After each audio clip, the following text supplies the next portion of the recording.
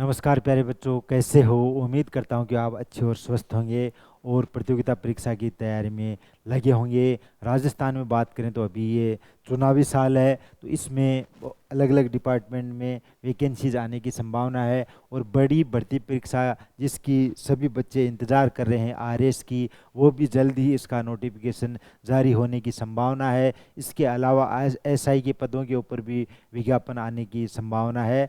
तो कोई बात नहीं, विज्ञापन जब आएगा वो देखा जाएगा। लेकिन ये दोनों बड़ी परीक्षाएं हैं, तो इनकी तैयारी भी आपको लंबे समय तक करनी पड़ती है। ये नहीं कि नोटिफिकेशन यार 2-3 महीने के अंदर आप तैयारी कर लोगे, ऐसा संभव नहीं होता है। तो आप अपनी तैयारी में लगे रहिएगा। जब नोटिफिकेशन आएगा तो आप फॉर्म अप्लाई कीजिएगा और अपनी तैयारी को और बेहतर कीजिएगा। आज अपना जो मुख्य मुद्दा रहेगा, जो मुख्य पॉइंट रहेगा, वो ये है कि क्या भारत है जो रूस और यूक्रेन के युद्ध के अंदर रूस से तेल खरीद कर रूस की आर्थिक सहायता कर रहा था, इसके ऊपर अपन चर्चा करेंगे। और इस टाइप के प्रश्न जो आरएस के एग्जाम, मेंस एग्जाम होती है, उसमें पूछे जाते हैं करंट अफेयर से, समसामयिक की से जुड़े हुए।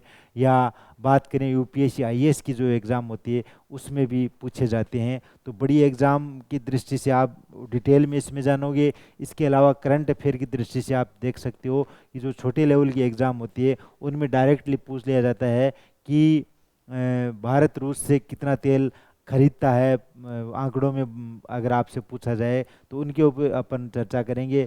कब युद्ध हुआ, कब दोनों देशों के बीच में युद्ध हुआ, रूस और यूक्रेन के बीच में, तो ये भी आपसे पूछ लिया जाता है। तो लगभग बात करें कि 1 साल पहले दोनों देशों के बीच में युद्ध है जो छिड़ गया था और काफ़ी जनहानि, माल की, जन की सारी हानि हुई है। और ये बात करें तो पहले अगर आप देखो तो 2014 से ही इन दोनों देशों के बीच में लड़ाई तो छिड़ गई थी, लेकिन 2022 के अंदर आते आते दोनों देशों के बीच में भयंकर लड़ाई हुई। और माना जा रहा है कि यूरोपीय देशों में द्वितीय विश्व युद्ध के बाद में ये सबसे बड़ी लड़ाई आप इसको मान सकते हो। अब अपना जो मुद्दा है अपन चर्चा करेंगे। इस तस्वीर से आप देख सकते हो जो क्रूड ऑयल है कितना खरीदता है। क्या वास्तव में ही भारत है जो रूस की आर्थिक सहायता कर रहा था या नहीं कर रहा था, वो पूरे फैक्ट या यहाँ पर आपको मैं समझाने वाला हूँ। यही आपका आज का अपना ये मुद्दा रहेगा। देखिएगा,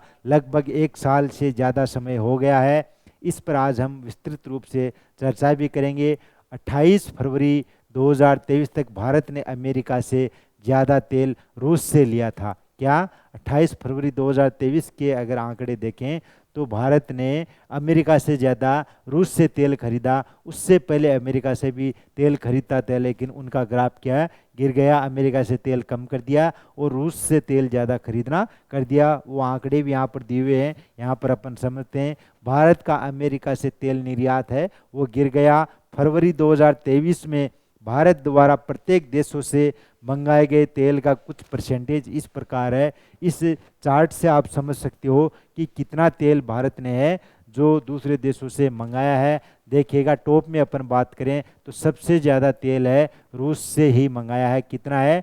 39% तेल मंगाया है। उसके अलावा इराक से बात करें तो 21% है और सऊदी अरब से 14% है और अमेरिका से कितना है? 5% है। कितना है? 5% है। यही तेल पहले भारत अमेरिका से कितना मंगाता था? 15% से ज़्यादा मंगाता था। इन आंकड़ों से स्पष्ट हो रहा है कि भारत है जो रूस से काफ़ी ज़्यादा मात्रा में तेल खरीद रहा है।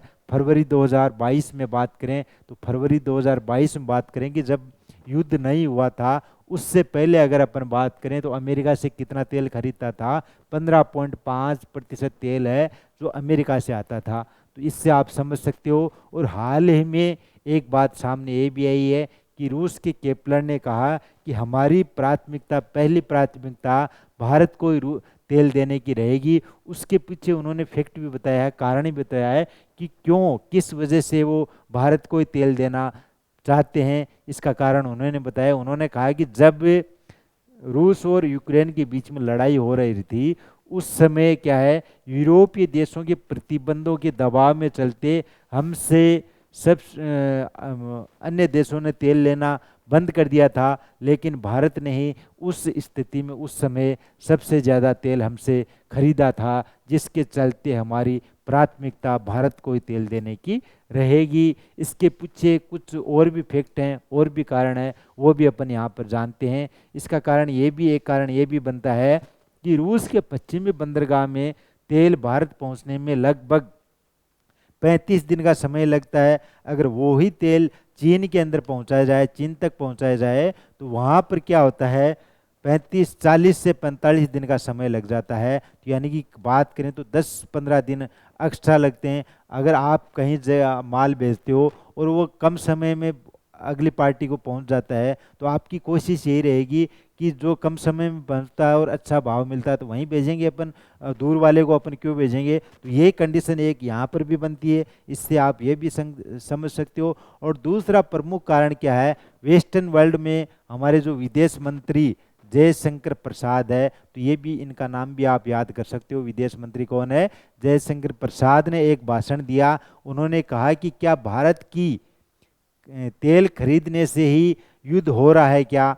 इस भाषण से पूरे विश्व में भारत का क्या है, दबदबा बना। उन्होंने कहा है कि आप आरोप तो लगा रहे हो कि भारत तेल खरीद कर उसकी आर्थिक सहायता कर रहा है, लेकिन क्या तेल खरीदने मात्र से ही इन दोनों देशों के बीच में युद्ध हो रहा है, ऐसा तो कोई संभव नहीं है। तो इस भाषण के बाद में क्या है, भारत का अपना एक अलग ही रुतबा बढ़ा, दबदबा पूरे विश्व के अंदर बढ़ा। और जयशंकर प्रसाद ने कहा है कि यूरोप को अपनी मानसिकता बदलनी चाहिए। क्या है, यूरोप को अपनी मानसिकता बदलनी चाहिए। इस बात की पुष्टि चीन कि जयशंकर प्रसाद के स्टेटमेंट से भारत का रुतबा पूरे विश्व में काफ़ी ज़्यादा बढ़ा।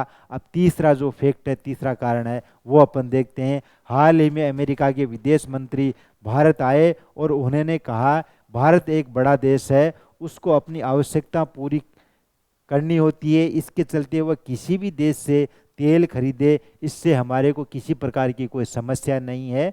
वो जिस देश से तेल खरीदना चाहे उससे खरीद सकता है, परंतु एक रेट क्या है, निर्धारित करेंगे, उस रेट से नीचे तेल नहीं खरीद सकेंगे। यानी कि आप तेल कहीं से भी खरीदो, आपकी, आपका देश बड़ा है और आपको अपनी आवश्यकताएं पूरी करनी होती है, हम किसी प्रकार का कोई दबाव नहीं देते हैं। लेकिन एक पूरे विश्व के अंदर क्या करेंगे, ये रेट निर्धारित करेंगे, उस रेट से नीचे क्या है, तेल नहीं खरीद होगा, तेल की खरीद नहीं होगी। चौथा कारण यहाँ पर देखिएगा, चौथा प्रमुख कारण क्या है, चीन चाहकर भी रूस से बड़ी मात्रा में तेल नहीं खरीद सकता, क्योंकि अगर अमेरिका उस पर प्रतिबंध लगा दे तो इसका काफ़ी बड़ी मात्रा में अमेरिका में व्यापार किया हुआ है, जिसके चलते उसका सारा व्यापार प्रतिबंधों के बाद में क्या हो जाएगा, खत्म हो सकता है। ये प्रमुख कारण है कि भारत लगातार रूस से बड़ी मात्रा में तेल ले रहा है और उसकी पहली प्राथमिकता तेल देना भारत को ही है। तो इससे आप समझ गए होंगे कि रूस से कितना तेल खरीद रहा है और क्यों खरीद रहा है, और रूस भी भारत को ही क्यों तेल देना चाहता है। सबसे पहली प्राथमिकता तेल बेचने की रूस की भारत को ही क्यों है। यहाँ पर सारे फैक्ट मैंने आपको यहाँ पर बता दिए हैं। इसके अलावा परसेंटेज कितना तेल ले रहा है, कौन से देश से ले रहा है, वो भी मैंने आपको यहाँ पर डिटेल से बता दिए हैं। मेरे द्वारा दी गई जानकारी आपको कैसे लगी, कमेंट बॉक्स में कमेंट करके ज़रूर बताइएगा। और ऐसे वीडियो आपको हर रोज़ मिलते रहेंगे, कोशिश रहेगी रोज़ का एक टॉपिक लेकर मैं आपके साथ आऊँ और आप अपनी तैयारी को और बेहतर कीजिएगा। हम भी आपके लिए बहुत कोशिश कर रहे हैं और आप भी अपनी मेहनत को और ज़्यादा कीजिएगा, जिससे आपको अपनी मंजिल सफलता मिल सके। धन्यवाद, मिलते हैं अपन किसी नेक्स्ट वीडियो में। और इन्फ्यूजन नोट्स के यूट्यूब चैनल को आप सब्सक्राइब ज़रूर कीजिएगा। धन्यवाद, राम राम।